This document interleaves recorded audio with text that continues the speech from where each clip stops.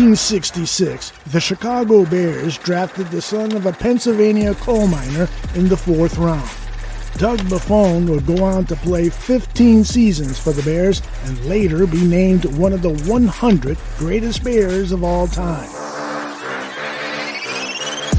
His allegiance to the Bears never waned, even when he took to the microphone and witnessed some horrendous Bears teams. The fact is, there's not the fear put into them, because this game is a lot about fear. You either do the job, or you go home and go sell hamburgers at McDonald's. Doug told it like it is, and that's part of the reason his nephew John has dedicated this show to Doug. And now John Buffone is spreading Buffone-branded beratements just like his uncle.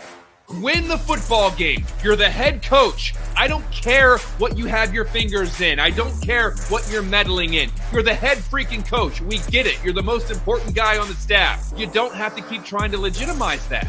And he's got pep talks too. I love this team. And I know everyone watching and listening loves this team.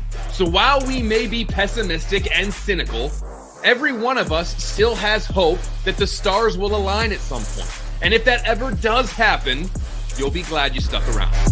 John is telling it like it is here on Buffone 55. And joining John are Alyssa Barieri, managing editor of USA Today's NFL Wires, including Bears Wire, and also Danny Shimon, lead game and draft analyst for the Barroom Network.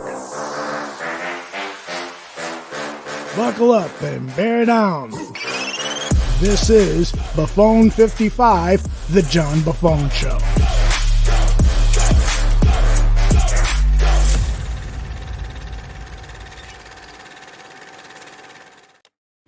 Ding dong, the streak is dead. Hello and welcome to another edition of Buffone 55, a fast-paced approach at breaking down those Chicago Bears. My name's John Buffone, and with me, as always, is my co-host and producer, Alyssa Barieri. Alyssa, for the first time in nearly a year, we get to talk about the Chicago Bears winning a football game. I was lucky enough to be at that game, and it was kind of a cosmic experience. How are you feeling after that win?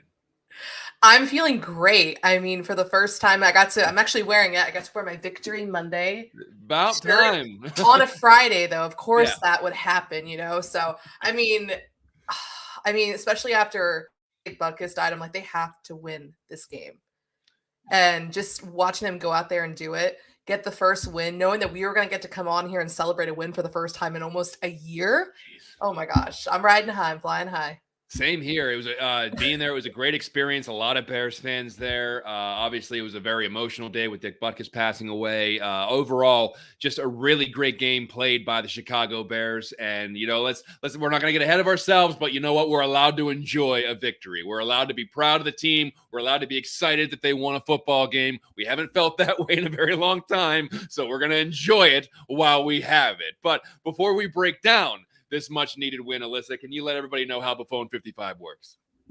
I sure can. So we're going to begin with our classic B55 segment. That's when I ask John 5 questions, and his responses must be completed within 55 seconds. The 55 is John's way of paying tribute to the great Doug Buffone, his uncle, his mentor, and a man who played 15 seasons with the Bears and wore number 55. Then at halftime, we're going to break down the Bears' upcoming opponent. And this week, we're going to take a deep dive on the division rival Minnesota Vikings, a team that's also struggling at 1-4. We're then going to finish things up with a free-for-all that we call Buffone's Basement, where Danny Shimon joins John and me, and the three of us are going to dive into some Bears talk and celebrate a win for the first time in a long time. So, John, it's been a while since we last did this because of the short week, the Thursday game. But also it's been a while since we celebrated a win. So are you ready for this? Yeah, I got to change my tone up a little bit. But yeah, I think I'm ready. I'm sorry, I've been stuck in one gear for almost a year. I gotta switch it over. It might be a little bit rusty. We've been asking for something new, and here we are. Let's go. So it's time for our B55 segment. So that's when I'm going to ask John 5 questions about the Bears, and he somehow finds a way to keep his responses within 55 seconds. Okay, so let's get it started. So John, like you said, you were at FedEx Field when the Bears defeated the Commanders 40-20. What was the atmosphere like, and what was your overall attitude once the Bears claimed victory? You know the drill? 55 seconds and go. Well, first of all, shout out to the Commanders fans. They were very accommodating and kind. And second of all, shout out to the huge amount of Bears fans that went to FedEx Field on a Thursday night to support, at that time, 0-4 team. Bears fans are just incredible, man. But most of the night, I felt like I was in Bizarro world. The Bears offense was moving the ball with ease in the first half. The Bears defense was sacking the quarterback. The Commanders fans were booing their team as the team was leaving for halftime. These loud boos were just swirling around me. And I thought to myself, so this is what it feels like to be on the other end of that. So, and then I actually tweeted this during the game, but I was seated in a section of very passionate Commanders fans, and one guy in particular just kept screaming, "It's the Chicago Bears! What are we doing? It's the Chicago Bears! They haven't won a game since last year!" And I'll be honest, that felt awesome. Now, don't get me wrong, I didn't get comfortable until the clock hit triple zeros because, I watched the game, but it was awesome to be there, and hopefully the team can build on it.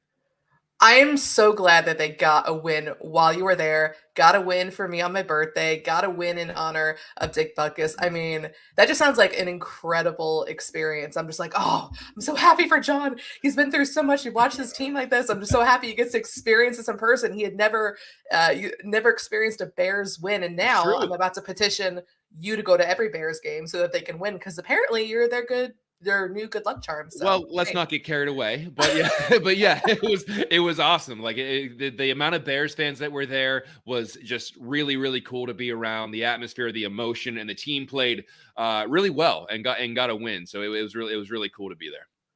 Yeah, you could definitely hear the Bears fans. And as we know, Bears fans travel well, even when our team hasn't won a game in almost a year. So very excited and glad that the team was able to get you and the rest of the fans there a victory. Loved it. So we're going to stick with that game because, hey, it's a win. And we're going to talk about Justin Fields, who had another 4-touchdown performance, and DJ Moore, who put himself on the national radar with 8 catches for a career-high 230 yards and 3 touchdowns. So, John, this is 2 weeks in a row now that the offense has put up really good numbers. So I'm going to ask you this. Do you think that this pace is sustainable? You have 55 seconds. Well, like all Bears fans, I certainly hope so. Fields looks more comfortable back there. He was letting it rip a little bit more. But how about DJ Moore? Get him the ball and watch him run. And it's not just the yards after that are impressive. The catch in the end zone was brilliant. The Bears have their bona fide number 1 receiver. He has 27 catches for 531 yards and 5 touchdowns through 5 games. That's only 13 yards less than the Bears' total leading receiver last year, Cole Kmet, who had 544 yards receiving. This guy is special. He's had 3 100-yard games so far. I'm stoked about DJ Moore and what he can help bring to this team. Another thing that might have been a tad overlooked is that as a team, the Bears did rush for 178 yards. Despite all the stats that were being put up by Fields and DJ Moore, they still rushed the ball 32 times and averaged about 5.5 yards per carry. And it was nice to see Fields rack up 57 yards to complement his throwing performance. So, geez, I really hope it's sustainable. Yeah, like you said, just watching DJ Moore go off, I was like, why did it take that long? But also, finally, that is why the Bears went out and traded for him. And happy to see him have a career night on a national stage so the rest of the NFL could see, yes, he is a number 1 receiver. And he is I think he has the 5th most receiving yards now at this point, and it's just insane. Crazy excited for him and for Justin Fields too, who for a second game, he really looks like he's starting to put it together. He's confident. You can see he's more decisive. And the offensive line really stepping up in that game too. I mean, just really excited for the offense. We'll see. They do have a favorable slate of games coming up here, so we'll see if they're able to sustain it, which hopefully that's the goal, because there are some important decisions that Ryan Poles is going to have to make here at the end of the year. I'm getting a little ahead of myself, but just hats off to Justin Fields and DJ Moore and the entire offense. We were able to put off those conversations at least for another week about what's going to happen. But winning is the best deodorant. We don't have to talk about that right now until they maybe lose 2 or 3 in a row. But this actually put that off for another week where we can kind of be happy. Yeah, this is weird. I'm like smiling like way too much for one of our shows. Weird. And I know I get it. They're 1-4, but still, it's a win. We haven't had it for a long time. Oh man, and it feels so good. So unfortunately, we're going to kind of look at the negative side now. Pivoting, here we go. So bringing in DJ Moore, that is a trade that has certainly paid off so far. But a trade that ultimately didn't work out was the one the Bears made for Chase Claypool last year. So after sending a second-round pick to Pittsburgh last November, the disgruntled receiver was sent off to Miami for a late-round pick swap a day after the Bears win against the Commanders. Claypool finished his tenure with the Bears with 18 catches for 191 yards and 1 touchdown in about 10 games. So I'm curious, John, how bad, because it's bad, how bad do you believe this trade really was? 55 seconds are on the clock. Good luck. Well, it's one of the biggest trade blunders in recent Bears history. I'm trying to think about trades that the Bears have made, and maybe Rick Meyer in 1997 was worse. And I'm speaking about strictly acquisitions, because they traded Greg Olsen for a mid-round pick. They traded up for Trubisky, and I think they traded Mike Ditka away for a washing machine. But I'm not going to sit here and say I knew this was going to happen. I remember thinking, that's a pretty steep price for Chase Claypool at the time, but I also knew he could potentially help a Bears receiving core that we already mentioned was pretty bad. And there was a market for Chase Claypool. The Packers were reportedly in on him and offered something similar, and the Bears probably didn't know they were trading the number 32 overall pick at the time. Now, with that said, I would have hoped they would have done extensive vetting and research on a guy they were trading significant draft capital for. This never even showed signs of working. He had attitude problems. He didn't and couldn't block. Just seemed like he was a non-factor in everything. Luckily, they didn't pay him or extend him or do any kind of monumental draft damage, but it will absolutely go down as a positively awful trade. Yeah, I think this will go down as Ryan Poles' worst move as a GM, at least player-wise. So, I mean, it was... I feel like finally get him out of the building, because, I mean, is it a coincidence really that the Bears offense has looked the best that it has all season when he is not playing on the field? I mean, yeah, they did not need him. And I mean, last year it was easy to go like, okay, well, he's coming into a new system, right? And he has to learn the playbook and all that. And that's explaining the slow start. But now this season we knew we're going to know pretty early, right, whether or not that this trade was a bust or not. And I think we have the answer. And the fact that Ryan Poles is able to even get, swap of late round picks, get something for him. I mean, I think that's a small victory, but yeah, this is just a very bad blunder. But, Ryan Poles, he is not afraid to admit his mistakes when he's done wrong. So bye-bye, Chase. Good luck in Miami. Yeah. I mean, listen, I made every excuse for Chase Claypool known to man. Like, he didn't know the playbook. He just got in Chicago. Let's see what he's like this year. And it never even showed signs of working, like I said. And I wasn't even sure they were going to, and I said this last week, I was surprised they made him inactive, because, a lot of GMs and coaches are like, we traded a lot for this guy. We got to try to make it work. We can't admit defeat on this. We got to keep trotting him out there. And to their credit, they sat him down, and eventually they traded him off. That doesn't excuse trading for him, but at least you realize what you did. You get rid of him and you move on. And like I said, they didn't dig themselves into any kind of salary cap problem. They didn't give him a big contract, and it didn't work out. They traded a pretty significant draft pick for him, but luckily they have a pretty good stockpile of picks moving forward anyway. So they took a shot, didn't work. Still a really, really crappy trade, but it's not gonna sink the team any worse than they already are. Yeah, definitely a learning moment for Ryan Poles. So, hopefully he will learn from that moving forward. And now, hey, because the Bears hadn't won a game while Chase Claypool was active and playing, and now look at them now, 1-0. Yeah. That's or actually technically 1-1 because he didn't play against the Broncos. So 1-1, but whatever, I'll take it. As I don't think they won a game since they traded for him, and then as soon as they sit him down, they win. So who's to say? Hey, I'll take it. Yeah. So we've talked about receivers, so let's move over into the running backs. So it looks as though Khalil Herbert's going to miss a few weeks with an ankle injury, and Roschon Johnson could miss the week with a concussion. And fullback Kerry Blasingame had to tote the majority of the carries towards the end of the game. The Bears still have some options moving forward, but going into this game against Minnesota, how confident are you in the running game? Break it down in 55 seconds. Ooh.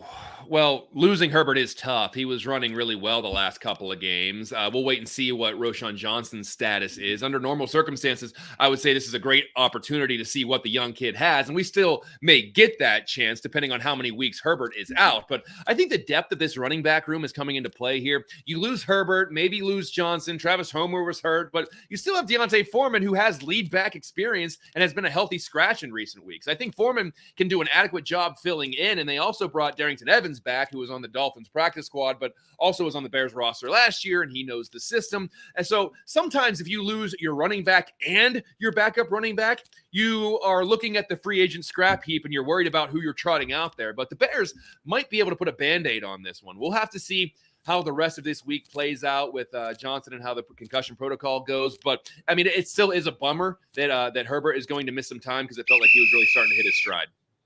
Yeah, and it's a shame for Herbert, but again, this running back group was deep, right, coming into the season, and really hoping to see what Roschon can do. Even if he misses this week, it sounds like Herbert might be out another week or two after that. So I think Roschon will still get plenty of carries. But like you said, Deontay Foreman, someone who has shown in the past, just last season, right, with the Carolina Panthers, that he can step up in place of a lead back being absent when he replaced Christian McCaffrey in Carolina, and that he can produce, right? So we haven't gotten to see him a lot this season. He's been inactive, I think, since week 2. So now, legs. I mean, yeah, fresh legs. He's going to get plenty of opportunities. And also want to give it up for Kari Blasingame, who stepped in with a career 3 carries heading into that game and was able to help the Bears close it out. So my goodness, it just... I remember some Commanders fans were beside me like, who is this guy? I'm like, it's the fullback. I'm not sure. Look, I think a lot of people got hurt because no one had any idea who he was. I was like, yeah, this means that the rest of the running backs are hurt since Blazingame's in there toting the rock for the Bears. But yeah, like you said, props to him for stepping in, doing what he had to do, and they'll get a little help moving into this week. Absolutely. So we're gonna end on this. Bears fans and football fans in general received some devastating news Thursday evening when it was reported that legendary linebacker Dick Butkus had passed away at the age of 80. Perhaps the best encapsulation of Chicago Bears football, Butkus was beloved for his physicality and love for the game. Now, John, how will you remember Dick Butkus? No clock for this one? Go for it. Well, this one really hit me. I was in the car on my way to the Bears game when I heard the news, and I was in initial disbelief because I, like many Bears fans, just assumed Dick Butkus was going to live forever. When I was growing up, there were 3 Chicago Bears that were talked about more than the others. Obviously, Uncle Doug, but then it was Gale Sayers and Dick Butkus. And while he was Illinois through and through, from high school to college to the NFL, his impact was far greater than that. I got to the stadium and I had my Bears hat on, and Commanders fans were approaching me saying how incredible Dick Butkus was. And they had a moment of silence for him before the game with his picture on the big screen. Anytime there is a Legends of the NFL show or documentary or story, Dick Butkus is one of the first names that's brought up. If you had to design in a lab what a prototypical linebacker would look like and act like, it would be Dick Butkus. Listen, he was the quintessential linebacker. He was the quintessential Chicago Bear, and I'm just really proud that he played for my favorite team. That'll do it for B55. After this message, we'll preview the Minnesota Vikings, and we'll talk with Danny Shimon, the Barroom's lead analyst.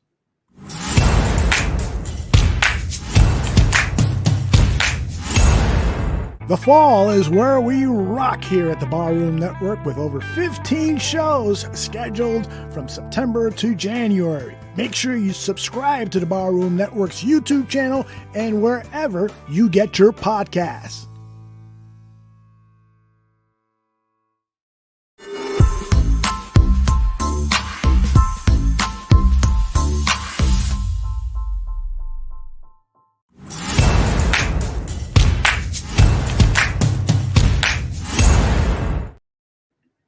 Welcome back to Buffone 55.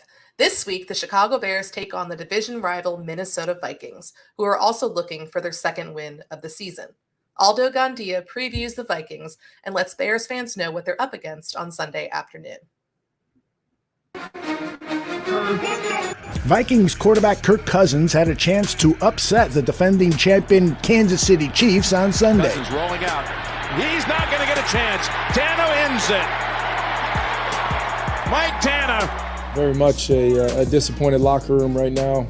The Vikings' disappointment grew even more when news broke about the extent of wide receiver Justin Jefferson's injury.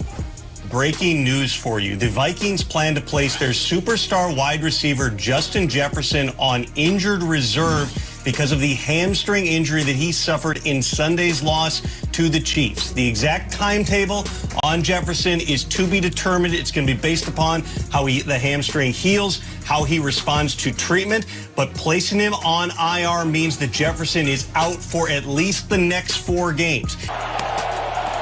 From the Chicago 13 on 3rd and 5, Cousins throwing for Jefferson, got it! While Jefferson has only 2 career touchdowns in the 6 games he's played against the Bears, he's been a matchup nightmare. That was evident in his first game when he had 8 catches for 135 yards. Since his arrival, the Vikings are 5-1 against Chicago. Prior to that, the Bears had beaten the Vikings 4 straight games.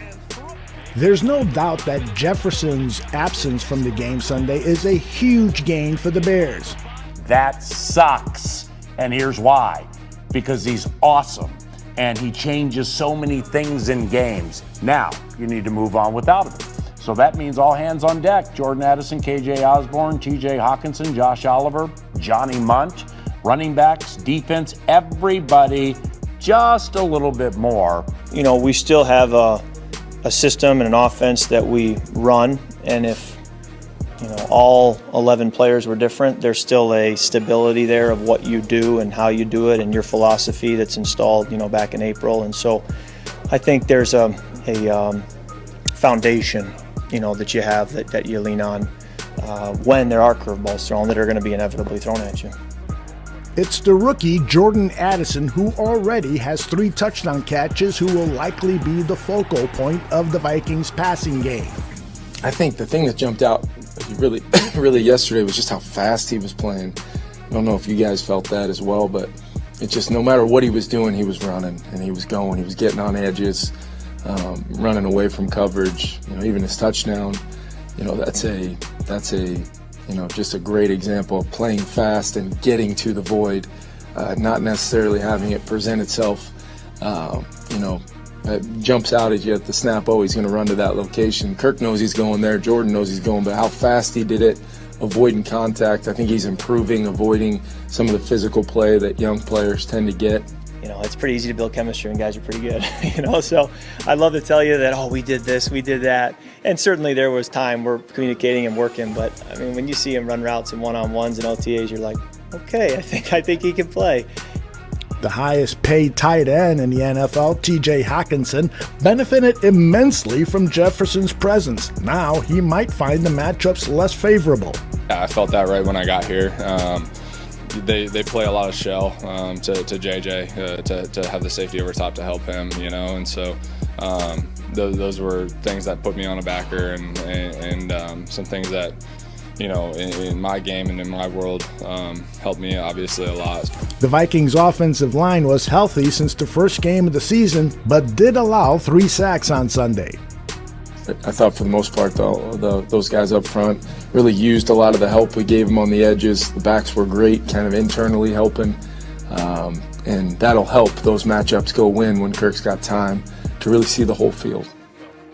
The Vikings only average 80 yards rushing per game, and their rushing attempts is a league low. Caution, Madison. On defense, newly acquired defensive coordinator Brian Flores brought his blitz-heavy style of defense with him, and it has yet to yield the expected results. The Vikings have blitzed a whopping 56% of the time this season, most in the NFL. ESPN's Bill Barnwell recently wrote, "You could forgive big gains on blitz attempts if the blitzes were forcing lots of sacks or turnovers, but they haven't had a single interception with blitzes and just 6 sacks on 108 plays with extra rushers. That's about half the league average sack rate on blitzes of 9.3%. Overall, the Vikings averaged 2 fewer sacks per game than the league-leading Buffalo Bills and 1 more than the 29th-ranked Bears. And that's thanks to Danielle Hunter. He has 6 sacks this season.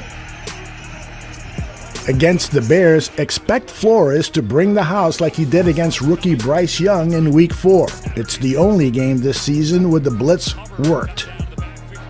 What's frustrating Vikings fans is that they believe the aggressive play calling on defense would yield more turnovers. They have only 3 takeaways, a league-low 1 interception, and a -9 turnover differential. The Bears' offense could feast on Flores' defense if the offensive line continues to give Fields the pockets he saw in Washington and JF1 spots the open receiver downfield. On special teams, the Vikings have one of the best special teams aces in the National Football League, Josh Metellus. Metellus led the team in special team tackles in 2020 and 2022. For Buffone 55, I'm Aldo Gandia. Thanks again to Aldo Gandia for putting together that preview video. One of the best in the business. What a great asset to have here at the Bar Room. But let's move on to a segment we call Buffone's Basement. For that, we bring in the Bar Room's lead analyst, Danny Shimon. Welcome to the program, Danny. How you doing? What's up, guys? How are you? And John, you proved it, man. You are the Bears' lucky rabbit foot. They're gonna take you away. Yeah, go. They show up to one game and they won, so that must have been it. So we got a lot to cover here, Danny. I want to talk about the upcoming game, but I want to talk about some other things going around the team.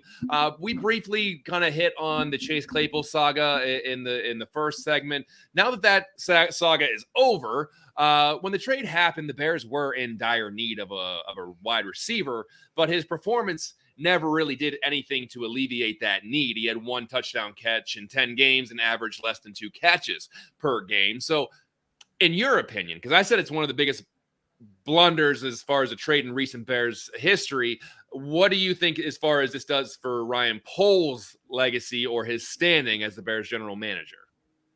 Well, and if you ask me, I mean, this is one of many stains on the Ryan Poles resume. I'm not a huge fan right now of Ryan Poles, but yeah, I mean, like you called it out right there, John, in terms of they try to bring in a kid that in his rookie season with Pittsburgh had over 800 yards, I believe 6 or 7 touchdowns. So showed promise coming out of Notre Dame.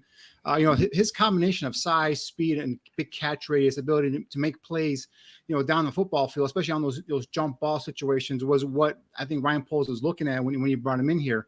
And thought I was going to give him that big receiver, a guy that can throw the ball up to, like I said, make plays on a football field. But for whatever reason, it just never fit here with Claypool. Whether it was just his attitude, his inability to mix in with the coaching staff, I just don't know what it was. Obviously, we're not inside that locker room, but it just for whatever reason, it just never fit. And he went into the offseason talking a big game in terms of he was going to be prepared for the season, learn the playbook, spend the whole OTAs with Justin and the rest of the offensive guys and come out firing. And that Green Bay game, that as a fan, as an analyst, I mean, that was embarrassing to see that type of effort he put on the football field. Just watching it, just rewatching that tape, the next day was even more infuriating. So obviously it was a guy that just didn't fit in here, didn't want to be here, pretty like from his actions. And now he's off to Miami. And then I heard something recently that Miami's thinking about even running him as a tight end possibly. So we'll see how it goes down there in Miami. So, but yeah, it's something that unfortunately you lose a high pick. But it is what it is at this point. You just kind of move on now and just, and go with what you got. Now, Danny, in the 2 weeks that Claypool wasn't active, the Bears ran a lot more 12 personnel, which has 2 tight ends. In fact, the last game, they ran 12 personnel just as much as the 3 wide receiver 11 personnel, and that appeared to have helped the offense immensely, both in the run and the passing game. And I bring that up just because, do you think that the Bears have maybe found their identity and what they want to do? Do you think that maybe it's not Chase Claypool related, but they just found like how the best way to run this offense to make it the most efficient? Yeah, I mean, especially with Washington. I mean, I saw a lot of 12 personnel in there, and it helped. It helped both in pass blocking, obviously with Mercedes Lewis, who was renowned for his ability to block, and also as in the run game as well. It helps him both ways. And again, that kind of gave Justin some comfort in terms of knowing that he's got some extra guys in there to help him block. And I think if you're going to set these long shots, these plays down the football field, you got to obviously block it up well, give the receivers time to get down and get open, but also give your quarterback the comfort in the pocket to be able to look downfield and not worry that someone's coming and take his head off right around the corner. So I look for to see more of that moving forward. Now also you can also deviate from that as well and get a little more creative once you get up more into these games. But yeah, I think a 12 personnel, I liked that a lot last week against Washington, and I hope to see more going forward. Before we switch gears, I want to talk briefly about Darnell Mooney, because should there be a concern regarding Justin Fields not getting Darnell Mooney the ball, or at least more involved? Of the 5 games played, Mooney has had 0 receptions in 3 of those games and has a total of 8 catches this year. So with obviously a lot more attention being probably brought to DJ Moore in the coming games, is this going to be an opportunity for Darnell Mooney to get going, or what do you think might be the issue there? Yeah, the Bears offense is going to need Darnell Mooney to keep going, because, like you said, I expect now to have some coverage roll over, with the safety over the top of DJ Moore. Even Justin, after the game against Washington, said he was surprised how many times that DJ had single coverage, no safety over the top. So I think that's going to change, moving forward here. And Darnell Mooney is going to have to step up and have to make some plays. And for whatever reason, it just seems like him and Justin are just not on the same page. I mean, obviously there's some anticipation throws there where Justin kind of threw it to a spot where he thought Darnell was going to be there, and it wasn't there. There were a couple times in that first couple, series against Washington, he had Darnell, had to step on a defender and just overthrew him. So those two got to, which is kind of surprising, because those two have the longest chemistry, if you will, on the team. So whatever it is, I think those two got to work it out and fix it, because obviously, I think we're going to need Darnell Mooney to step it up, and then also, continue to get production from tight end with Cole Kmet.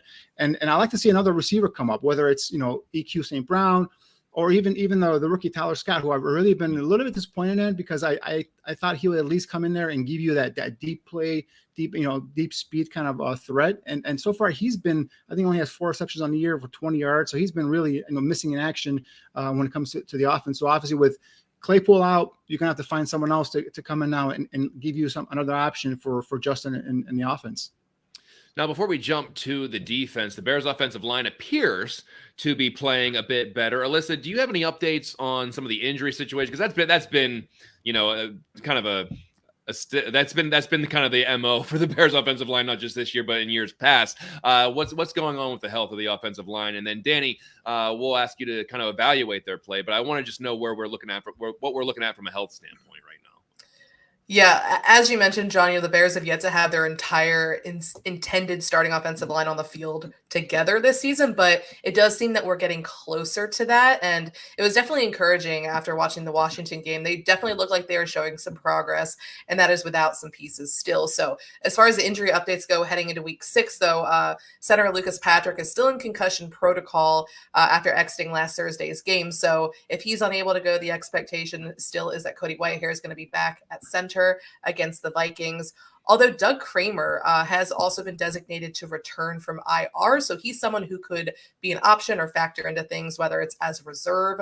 And then Matt Eberflus seemed to hint that Tevin Jenkins, who returned from IR last week and had a great game considering that he hadn't practiced all week, that he could continue to rotate at left guard, which is what he did last week against Washington. And I'm assuming that would be with Ja'Tyre Carter. And then finally, Braxton Jones, who landed on IR a few weeks ago with a neck injury, he will be eligible to return from IR next week against the Raiders. So until then, it's going to be Larry Borum at left tackle. But, I mean, the offensive line, we're getting there. There are some injuries, but slowly but surely, we're starting to get those pieces back. Danny, a lot of moving parts there, and sometimes it's hard for an offensive line to gel when there's, whether you're moving up and down the line or you're the guys getting inserted into the starting lineup because someone's going on IR. But they put together a pretty admirable performance against the Commanders. What did you see out there, and what are you hoping to see in the future? Yeah, at halftime, I commented, I think the offensive line had a great first half. I mean, other than Darnell Wright gave up that sack. But, I mean, other than that, I mean, they gave Justin a clean pocket, gave him time back there to hit those deep shots down the field to DJ Moore. Obviously, the offense moved the ball up and down the field. And then what excited me, John, was something we've been talking about, you and I and Alyssa, and also with Coach T on the postgame show, is that right side, the combination of Nate Davis and Darnell Wright, people movers. They might struggle here and there with some pass pro, but, these are guys as run blockers can move guys off the line of scrimmage. And we saw some big chunks of runs there as Khalil Herbert got behind those two big boys and got, yards and got into the secondary of the Commanders. So I think that was exciting. That's something I've been calling for. And finally, we saw some of that against Washington. I want to continue that moving forward, because this run game, it's going to still be a big part of what the Bears do offensively. So, Tevin Jenkins, came back, and I think he made an impact right away. Obviously, he was on a little bit of a snap count limit there, so they were kind of rotating him in and out. But you notice when he was out and Ja'Tyre Carter was in there, there was a difference there in terms of play, in terms of moving guys off the pocket, even in pass protection. So definitely like to see Tevin Jenkins get back and stay healthy. Just lock down that left guard position, and hopefully when Braxton Jones comes back, that can further solidify this offensive line. And now we finally got 5 guys that can move forward. And in terms of Corey Whitehair, I like seeing him at center. In terms of his position there, the snaps, he's going to work on those shotgun snaps, but he was kind of thrown into it, halfway through the game. So hopefully that gets corrected this week. But I think that if that line gets healthy, and we got Jones and Jenkins and Whitehair at center, along with Nate Davis and Darnell Wright, a rookie who continues to get better, I think that's going to be a nice solid foundation there for the offensive line. It would be great to see that offensive line hit their stride right at this point of the season, and especially with some winnable games on the schedule. It'd be nice if that offensive line could start gelling and really start peaking right around now. So imagine if we had a good offensive line finally. Right? Finally have a good offensive line here in Chicago. Why are you asking for so much, Danny? What is that, Danny? I don't know what that is. Why I don't understand why why do you ask for so much? You don't get that. You Too much get to ask for. Yeah. Let's move to something that was surprisingly effective against the Commanders was the defense. Now, head coach Matt Eberflus announced that the team was searching for a senior defensive analyst to help the team prepare for upcoming opponents. I'm not sure anything really came of that today whenever Eberflus talked, but Alyssa, have you heard anything about possible candidates? And then Danny, go ahead and give us your idea of what, because I know this is something you kind of talked about earlier in the season before they even announced it, but then we'll go to you. But Alyssa, any updates on that? Yeah, as far as possible candidates go, there aren't really any names that Eberflus has floated around so far, but there is one name that we can definitively rule out, and that's Rod Marinelli, who Eberflus said is very comfortable in retirement, and I would be too. Plus, it already sounds like Eberflus is kind of getting some tips for Marinelli because they talk on the regular, so I mean, as far as that goes. But if the Bears do bring in a senior defensive analyst, which Eberflus said he would like to get that hire in soon, Eberflus said he's still going to be the one calling the defensive plays. Danny, I know that you were all about Rod Marinelli, and I'm sure that was probably a strike to your heart there. But how do you feel about this? And can you think of any names or anybody that might be able to step into that role? Yeah, John, this is just further proof that someone at Hallis Hall is listening to the bar room here at our podcast, because like you said, I forgot if it was on your show here in the basement or if it was after the numerous times you've brought up Rod Marinelli's voice. They got to bring in an analyst, a senior analyst to kind of help Eberflus through the week. Marinelli was a guy I wanted, but obviously, and they kind of said he's very on retirement. There are a couple of names that obviously everyone's talking about here in the press. That's Leslie Frazier, who obviously is the former Bears cornerback, former head coach of the Vikings. Most recently was the Bills defensive coordinator. He stepped away. I'm not sure if that was mutual, if that was on his part, but he's out there. That's a possibility. Gary Pinkel, former Missouri head coach. His teams were always known for a tough, hard-nosed defense. Him and Eberflus have a history together going back to the days, I believe, in Toledo. But a couple of names that I have not heard, and I just kind of throw out there, just keep a name on it, keep an eye on it, is former Vikings head coach Mike Zimmer. He's a guy that was a defensive coordinator, a successful one in the league with the Bengals, with the Cowboys. Obviously, was the Vikings head coach there for a while. So I haven't heard his name, but he's a guy that kind of intrigues me. And in a long shot, and I think, again, this is a long shot, but the only reason I bring this guy up is because he's got a connection currently at Hallis Hall with the Bears coaching staff. And that's former Bears head coach Dave Wanstead. He does work here for local NBC Sports affiliate covering the team. So he has knowledge of the players, their ability, the guys on the roster. Obviously, he runs a 4-3 scheme. He knows Matt Eberflus. He's been up there at training camp. He has talked to him. He has a connection with Luke Getsy and Andrew Janocko from the days at Pitt. So there's a little connection there with Wanstead and the Bears. I just don't know. Obviously, he does the Bears thing here locally. He does it for Fox affiliate nationally. So I'm not sure if that would be something he would want to do in terms of leaving the TV booth. But again, this is a remote position according to Eberflus. So whoever this guy is hired, all he would do is just kind of like, look ahead to the next week's opponent, kind of break down their team in terms of their strengths and all that stuff, and just give Eberflus some coaching points. And then obviously Eberflus will call the defense during the week. So Zimmer and Wanstead are two names I kind of like keep an eye on, see if they kind of intrigue me, see if that comes out. But yeah, the guys that really are getting the hype here in terms of the media is either Leslie Frazier or Gary Pinkel. Yeah, it's interesting for some of those names because if Eberflus assumes, and I'm saying if Eberflus assumes that he's going to be back next year, you're wondering if that analyst or senior whatever would be someone that you would bring on the staff next year. And so would you bring in a guy that would want to be there as the defensive coordinator next year, or is this just a one-off? And so I'm not saying that we assume that, Matt Eberflus is going to be here next year, but if he were, you don't know if this, this guy that he's bringing in to, help supplement the defense. Well, if you're already here, why don't you turn this into a permanent thing and become the defensive coordinator? And some of those guys might not be interested in that. So I don't know if that's going to weigh into the decision or not. But it's a strange situation, but it's like, but Danny, you have been talking about bringing in someone to look over the defense for, I think, before the defensive coordinator even left. I think that you were talking about that. So we'll see how that search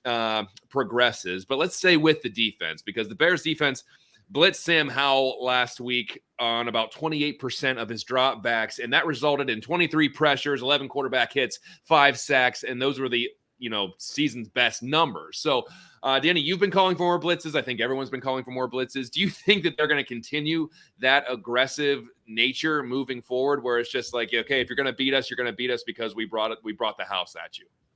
Well, that's the thing I've been saying all along is your front four is not getting to the quarterback, right? This whole defense is predicated on the front four causing pressure, and on the other guys are dropping back in zone and making plays on the football. So if you're not going to do that, you got to do something. You can't just let these quarterbacks sit back there and go ahead and just pick you apart. So because you're getting beat anyway, might as well just bring the pressure. And I think, and then that's what I was pleasantly surprised with finally Eberflus. Took him 5 weeks, but he finally started bringing some pressure, and he brought it from all levels. He brought it from the linebackers and that old Lovie Smith defense, that mug look with the 2 linebackers in the middle of the A gap. He brought that option there. He brought the safety, Jaquan Brisker. He brought the nickel corner, Stroman. I mean, those are things you got to continue doing. Now with Kirk Cousins at quarterback, it's different, right? He's a veteran who's seen practically every blitz. He's pretty good in terms of determining what's coming, pre-snap. So you're gonna have to disguise it, and you have to pick and choose your spots, right? I'm assuming 3rd and long or situations where you really want to force them into a situation where they have to either get rid of the football quickly or even better, force them off the football field. I think that's where you're gonna have to do. I don't think he's gonna blitz them as much as he blitzed, Sam Howell, a young quarterback, but I think he will.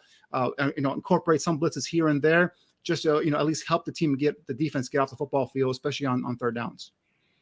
Yeah, I think that you make up a good point. It depends on who they're facing, who the quarterback is that they're facing. Because if you're going against a Mahomes that they already gone, maybe you're not going to throw as many blitzes at him and let him burn you. But if you're going against Sam Howell, then that's a guy that you can try to put some pressure on. So we'll see if they continue that blitz, if they keep that as a tool in the toolbox, so to speak. Alyssa, the Bears' defensive backfield has been hit by injuries, and they've been throwing in a lot of different guys in that rotation. Any chance that any of those guys are going to be seeing the field this week or in the next few weeks? Yeah, I mean, after the Bears have been dealing with all these injuries, there's finally some good news starting to come about, whether it's the offensive line or now the secondary. So Jalen Johnson told 670 The Score last week that he would be back for Sunday's game against the Vikings, and it's definitely trending that way. Johnson, who missed the last 2 games with a hamstring injury, was a limited participant in practice on Wednesday, so that's an encouraging sign. Kyler Gordon, who had a broken hand and had surgery on that a few weeks ago, was designated to return from injured reserve this week. Matt Eberflus did say, though, that he has to check a few boxes if he's going to play on Sunday against the Vikings, whether that's conditioning, his movement, how he's going to use that hand. So it was encouraging to see that Gordon was limited on Wednesday. So we'll see how that trends. And then Eddie Jackson as well. He's missed the last 3 games with that foot injury, and the Bears opted not to place him on IR, and all indications are that he'll be back on Sunday as well. He was also limited, so it sounds like the Bears are about to get back their entire starting secondary. That, again, hasn't happened since week 1, so that will be encouraging. And listening to Jalen Johnson, he believes that the starters will be out there on Sunday against the Vikings. So other injury notes, a rookie Terrell Smith, who had a great game against Washington, he's nursing an ankle injury that he suffered against the Commanders. He was limited on Wednesday, so he should be available. Danny, you were talking about getting some of these guys in before all the injuries hit. So have any of these guys that were brought in as subs, have they played themselves into more playing time, in your opinion? Well, for me, obviously, Terrell Smith is a guy that picked him in the 5th round out of Minnesota. I was higher on him than actually Tyreek Stevenson coming out of Miami. So, I mean, obviously, Stevenson went in the 2nd round. They got Smith in the 5th round. I think that was a steal with Smith. And he came in and he played well, in my opinion. You know, obviously, Alyssa just mentioned him, you know, nursing that ankle injury. So we'll see if he plays. But, yeah, I mean, Terrell Smith, really, I think he's kind of, for me at least, gone up the depth chart and past Tyreek Stevenson right now in terms of, you know, being a starter opposite of Jalen Johnson when Jalen Johnson comes back. And Greg Stroman, man, what a game he had last week. You know, he had a pick, he had a sack, playing that nickel position. And I think this is a guy that deserves more playing time. Now, obviously, with Kyler Gordon coming back, I'm assuming the Bears coaches are going to stick to the guns and move Gordon back to the nickel position, even though I think he's better on the outside as a corner. But so I think that might limit Stroman's ability to get back on the football field. But hey, I mean, you know, with Minnesota down, you know, Justin Jefferson, they're going to probably throw out some other receivers out there as well. So you're going to have to, you know, you probably use a lot more, you know, DBs. But I think Terrell Smith has in my opinion, jumped Tyreek Stevenson for a starting position, and Greg Stroman has really come in and impressed. You know, the last two, even versus Denver, I think he had a solid game. I just like the versatility he does at the nickel corner, be able to blitz, you know, get that sack, and also get that nice job of reading that route, undercutting it, and picking off Sam Howell. So those two guys definitely stood out for me. All right, let's play a little fill in the blank game here. As we head into Game 6, let's talk about expectations for certain players. Danny and Alyssa, I'm going to put you on the spot here. I need you to pick 1 or 2 players and who you think need to step their game up or become a more involved player with the Bears. And so the phrase will be, I, for one, think that blank should blank. And for any of our older listeners, I believe this is Match Game that we're playing here. And maybe that's even before my time, but I remember my dad watching it all the time, Match Game. So here is the question. I, for one, think that blank should blank. And I know that I'm giving you a whole lot to work with there. So offense, defense, who needs to step up and what do they need to do? Who am I going to put on the spot first? I'm going to put Danny on the spot first. Danny, go. Oh, ladies first. Come on, you got to go. No, you just don't want to answer. I think Deontay Foreman needs to step up in the absence of Khalil Herbert. Obviously, the Bears' rushing attack the last 2 weeks has been kicking in, you know, over 100 some yards. That can't stop. You know, Justin Fields and his success, you know, getting the ball downfield, it's predicated by that rushing attack, in my opinion. I think, you know, Deontay Foreman, you know, when he signed here, he proclaimed that he sees himself as a starter. Obviously, I'm sure he's disappointed having been inactive the last couple of weeks. Well, this is your opportunity here to come in, and I'm assuming he's going to start. Roschon Johnson, I think, is still in concussion protocol last time I heard. So I think Deontay Foreman has an opportunity here to step up and kind of take reins of this starting job up until, you know, Khalil Herbert comes back. So I think, you know, if you think you're a starter, Deontay Foreman, go ahead and show it, because the Bears still need that ground game to be able to support that passing attack to allow Justin Fields to continue to cook down the football field. Alyssa, you think blank should blank. That was a good one, Danny. I, for one, think that Cody Whitehair needs to start, because they should or needs to step up at center for the Bears. This offensive line faces a big test against the Vikings, and when you kind of look across the board this season, Whitehair has been one of the weaker links. And granted, in that last game against Washington, he did have to mid-game make the switch from left guard to center. And he actually started the season at center, then had to move to left guard after Tevin got hurt, then had to move back to center. So, I mean, it's a lot, but Cody's a veteran. And for the money that he's being paid, I want to see him step up and help anchor this offensive line that is going to face a big challenge against this Vikings pass rush on Sunday.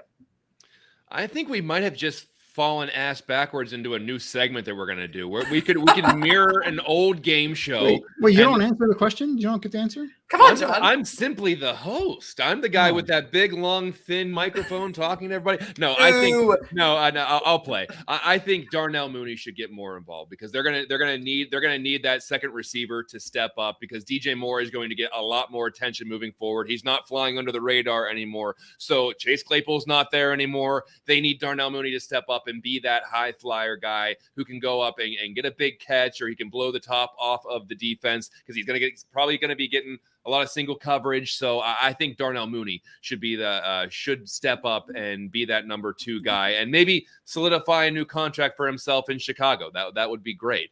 But as I was saying before, I think we might have fallen into a new segment. We just mirrored match games. So maybe next week we do, I don't know, what's your favorite 70s game show? I wasn't alive in the 70s. What's your was Family Feud, Beth? I mean, I watched Family Feud. Family Feud could be there.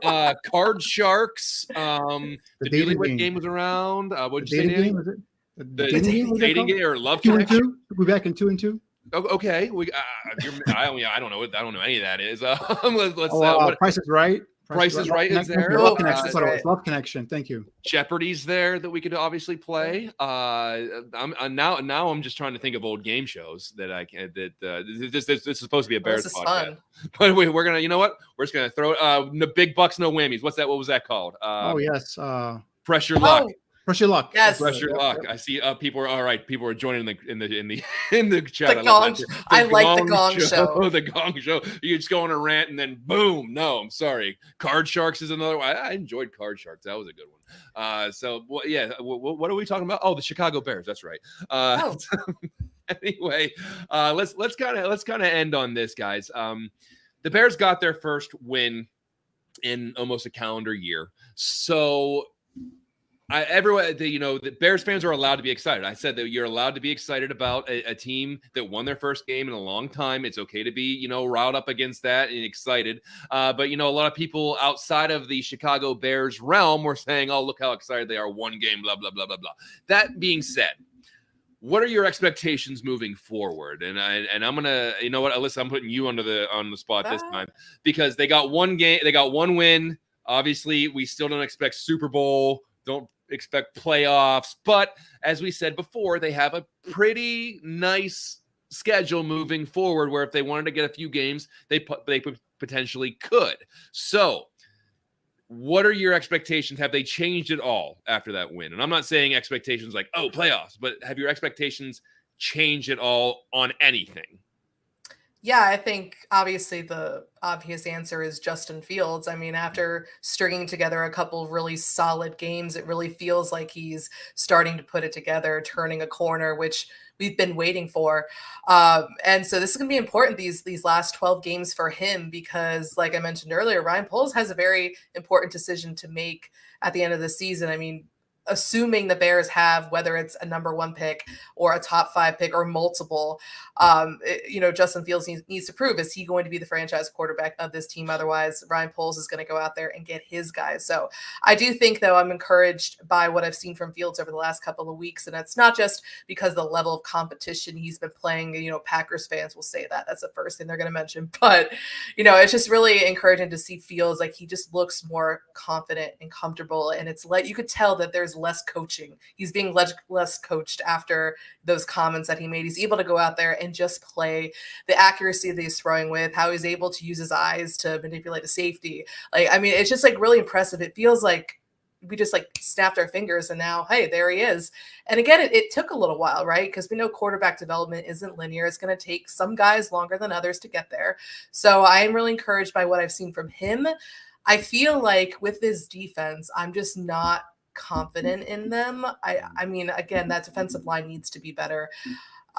So I don't know. We could be in for a similar situation last year where we see the Bears offense really putting up the points and seeing Justin Fields go off, maybe this time with his arm instead of his legs, but then losing some of these games because that defense can't hang. So, I mean, I will say I'm cautiously optimistic.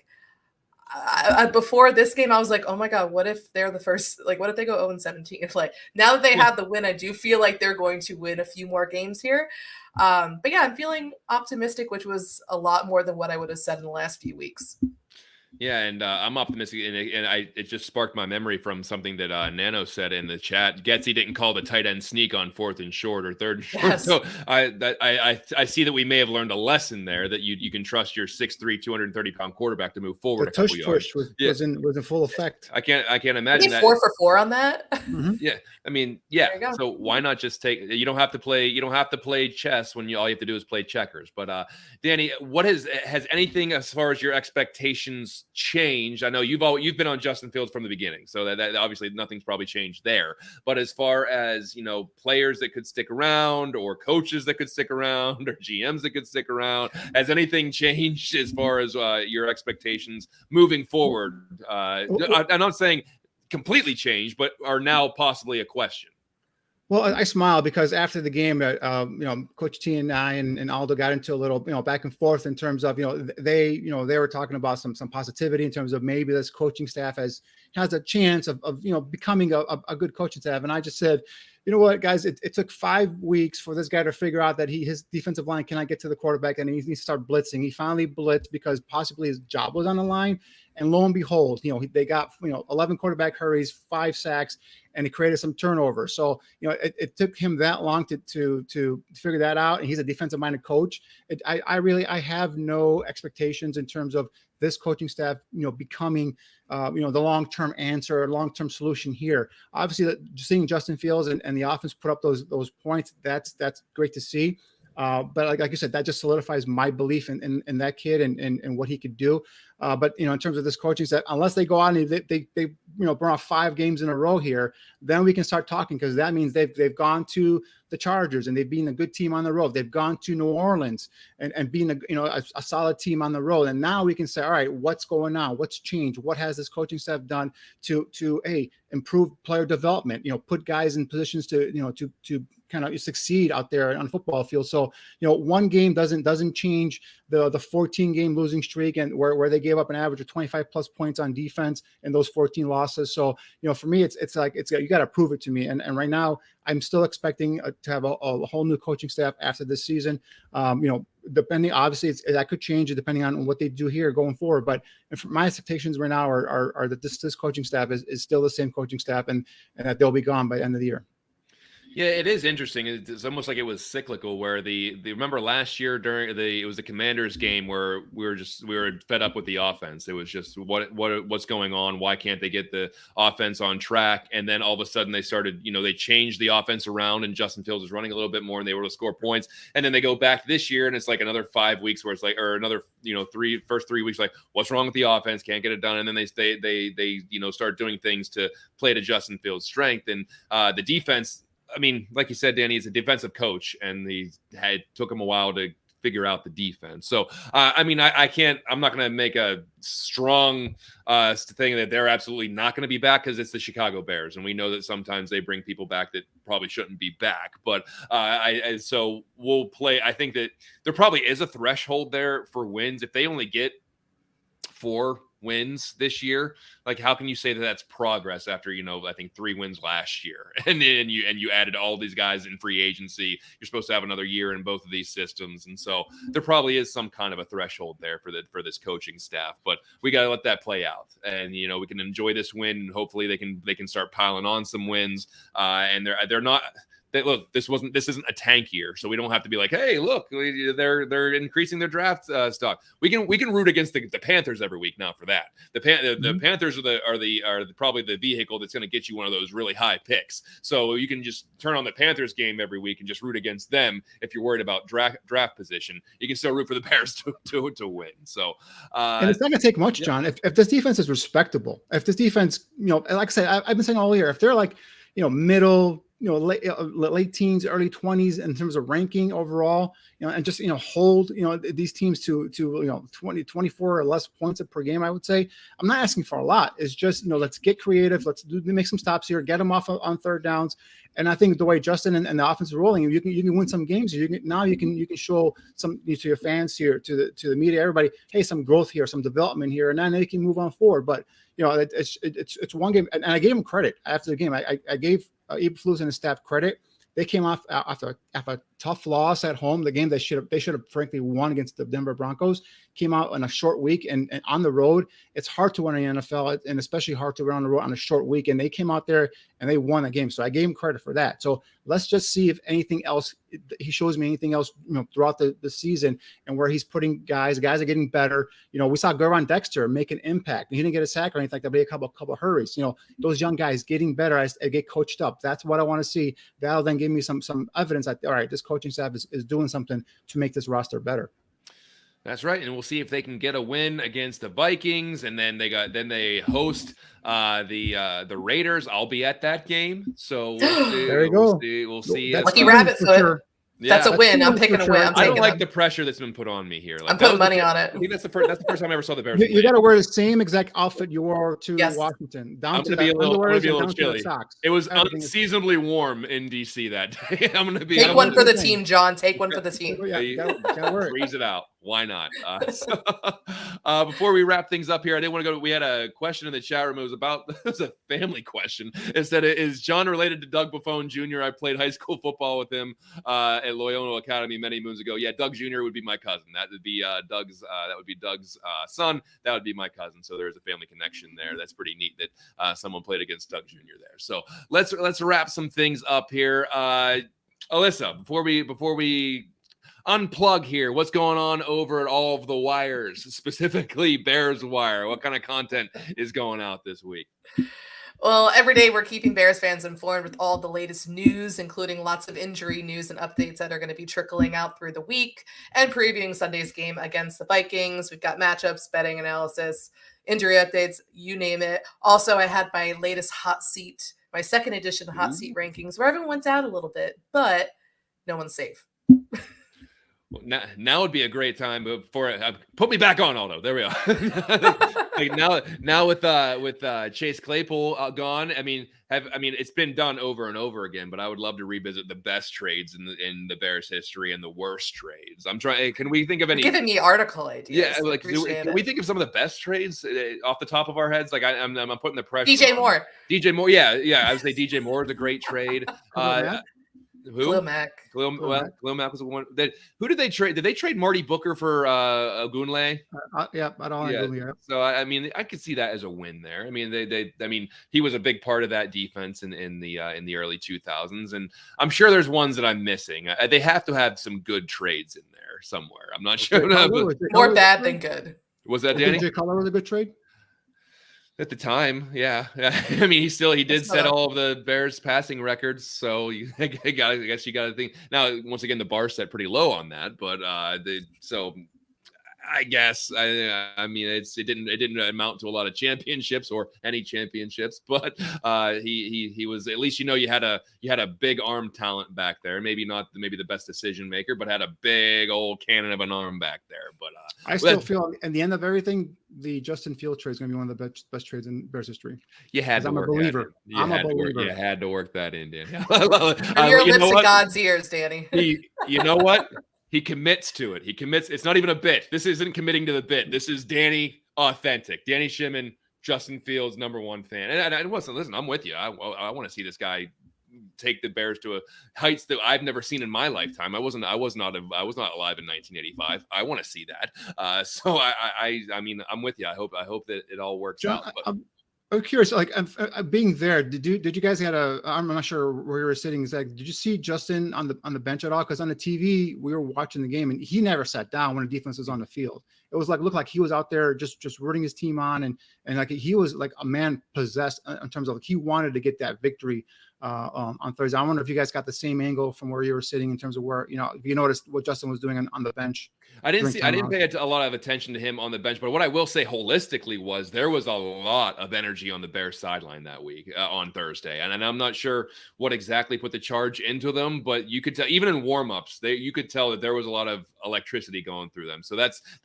pretty, that was pretty incredible to see that an 0-4 team coming in on an away game on Thursday, and they had that much energy and they had that much motivation. So it was pretty cool to see, and I hope they do carry that into the rest of the season. Danny, before we sign off, I think we were able to put off the mock draft talk for 1 week. So what exactly are you? I'm still looking at tapes in it. As a matter of fact, I've been scouring some tapes here, and I'm going to be putting something out here soon where we're going to be posting some stuff on our website here, where some little clips here, some previews of guys that I've got my eye on, specifically for this Bears offense/defense. So keep an eye on that. As we release it here on over Twitter or X, whatever it's called now.